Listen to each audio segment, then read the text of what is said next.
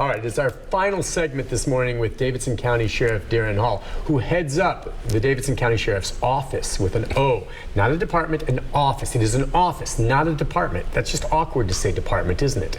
It's an office, dang it. He should know better, just so you know. If you want to see what goes on at the office, there is a Citizens Academy. And this, you had done it once, and then the pandemic hit. And now it's coming back. And I think this is something a lot of our viewers, I could see Joe and others, I would like to do it. I think it sounds great. Yeah, you know, Nick, so it's been around for a long time, but different types of citizens academies, and to be honest, we kind of waited. We watched and learned, and you know, there's some lessons learned. We hired a woman who's fantastic. She had participated in every one you can name, and we'll probably go to other ones because she really setting them up at departments. She's in a community offices, at offices, departments. Police departments. We're here talking about offices. Well, police departments. Right. I mean, did she set up the Metro PD? You can invite the police department to this newspaper station that we're at, I guess. Are we at a newspaper or are we at a... So but we hired an incredible woman who's been to all sorts of these things, and she kept asking from the community. She's more so from a community-based person, and she said, "Y'all should do this academy. Y'all should do this academy for you." And I kept saying, "Let's study and learn and study and learn." And so she's very persistent, and Deshae Hearn is her name, and just top notch. And so back, you know, we've been in transition for 5 years, buildings being torn down, and so I thought that'd be a horrible time to do it. But I thought she had a really good point. Why don't we start this and let people see what you have now? With the new facility? All these buildings we were moving, you know, that was under construction out in Harding. We had people moved into. We didn't have a headquarters. So we did one after, gosh, several years of research and all the work, and we did one back before COVID. It was just a fantastic, big hit. And I'll tell you, how many? There's probably 20 people. We actually narrowed that down because we wanted them to help us critique what we did right and wrong, and so we really focused smaller. I think the number is 30 now. It would be the highest number. But one of the things that I've done this all my life, and you ask me these questions every time I'm on here in some form or fashion, because society really doesn't get to see the other side of the wall. I mean, you don't get to ride with police officers either, but that's a pretty standard way of knowing how in a jail world and what goes on behind there, and what life is like, and what the staff look like, and what the inmates go through. I just have never thought that would be that appealing to a regular person. But when you listen to the responses of people who came in with one view of everything, and I'm telling you, I sat there the whole night over here. It was 2 hours, kind of the graduation. You have a little dinner and a reception and everything. That's great. And it was the most powerful thing for me to hear, and I'm saying that as in what they got out of it. And a lot of it, I'll be honest with you, a lot of it has to do with a total different respect for the people who work here. And I mean that more because you forget what you're dealing with. I mean, when a person, you know, and all that goes on, and so maybe you walk away going, you know, maybe just arresting the people isn't solving the problem. I mean, you hear me say this all the time.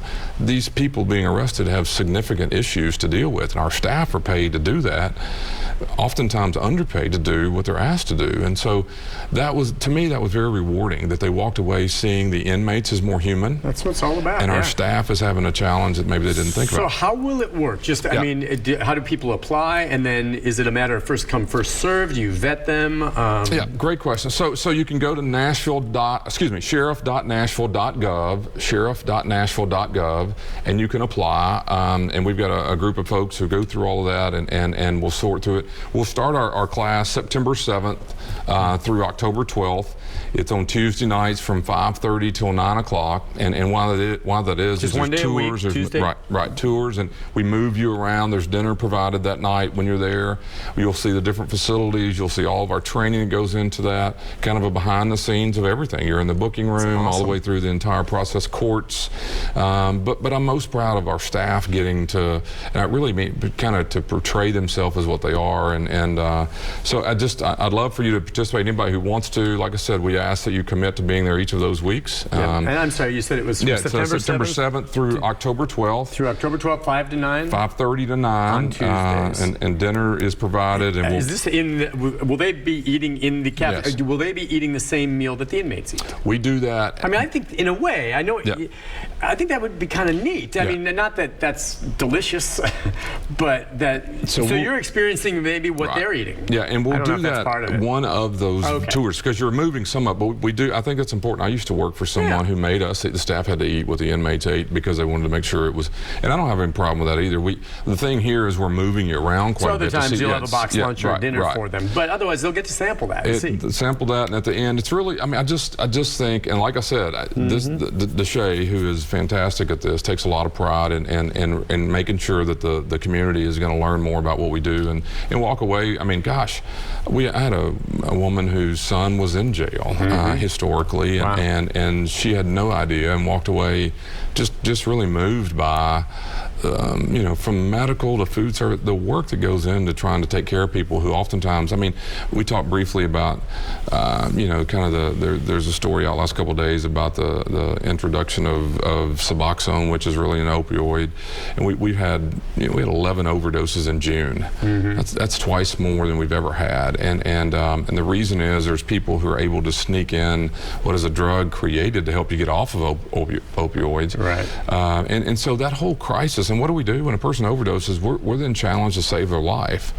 So you're in Narcan, you're trying to ship them out, trying to save their life in spite of themselves. By the way, if these folks are there when this happens, would they witness some of that? There's no way. They'll see whatever happens. I mean, they're off to the side, not getting in the way, but they'll get to witness what goes on. We're not going to hide anything from you. I mean, that's... not to hide. I just wonder if they get to be there, or if you have to clear them all out. Or the only thing that worries us a little bit is the COVID situation. We have, our numbers are very low, and we will do, obviously, the masks are available. You have to wear masks in our facilities if you're within, you can't be social distance, but that's limited too. So I think, I promise you this, you'll go away with a totally different appreciation. I don't think you have to do much of a hard sell on this at all. By the way, it doesn't cost anything, correct? No, absolutely so it is free. I mean, I think you just need to get the word out. I bet you'll have, if you had reaction, I mean, if it's only 30, I imagine you're going to have more than 30 people that want to do this.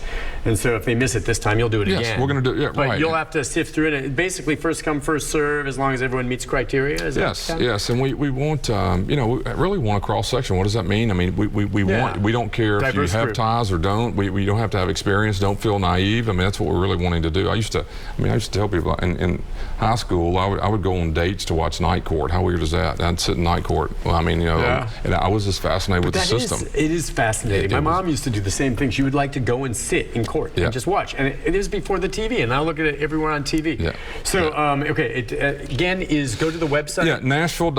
sheriff.nashville.gov. And again, you go on there, you'll give you a chance to apply. If you have trouble, call the number. We can surely call 862-8170. We'll get you to the person and get all the information. But the best way to go is online, and love to have you. We're going to do these throughout the year, so it'll be more than one class. I think it's awesome. I encourage people to try it. The way I operate, and you know how I am about the ability to escape from things, I would use this opportunity to go inside and case the joint. Right. I mean, is that a concern at all? That someone wants to go in and case it and see from the inside, get a better feel for if I'm ever incarcerated here, I'll know how to escape? You know, so my football coach told me in high school that the people you worry about are the ones who don't talk about it. You don't worry anybody about anything. You talk about everything. Yeah, did you ever see that the movie The Quiet Place that's out? You know, the first one's the horror movie Quiet Place and such, you know, where if you talk, you get killed. Yeah. I would die in the first 5 minutes of that movie. Wouldn't it all be bad? That would be it. It wouldn't have worked. It wouldn't have been. No, it's not all bad. I mean, remember, we couldn't get anybody that works with you to help bond you out. I mean, so that says a lot about it. They were all supportive of the escape. I mean, of the arrest, not the... way. All right. Well, listen, I'm glad we got that out. I apologize we did not get to all the phone calls, but I wanted to make sure to put that out for folks. Thank you very much. I think that's great. I hope, when this gets started, we'll follow up. Maybe even it would be neat one of these days after September session, see if one of them that went through it one of the days would like to come with you for a portion of this show and just talk about what they saw. I think that'd be fantastic. I mean, and I joke a lot, but I mean, you do a really good job of poking holes in what general people like. What do they eat? How do they? I mean, the public really have because it oftentimes have that's never why been it's great to see it, and that's why I encourage everyone, if they can, to watch our gavel-to-gavel coverage of trials or go to a trial like the sheriff did himself in the old days, sitting and watch. Sheriff, thank you. Thank you, Nick. Great Appreciate seeing you. You as well. We'll see you again in a month. All right. That sounds great. Take care of yourself. Thank you. Back to wrap things up right after this.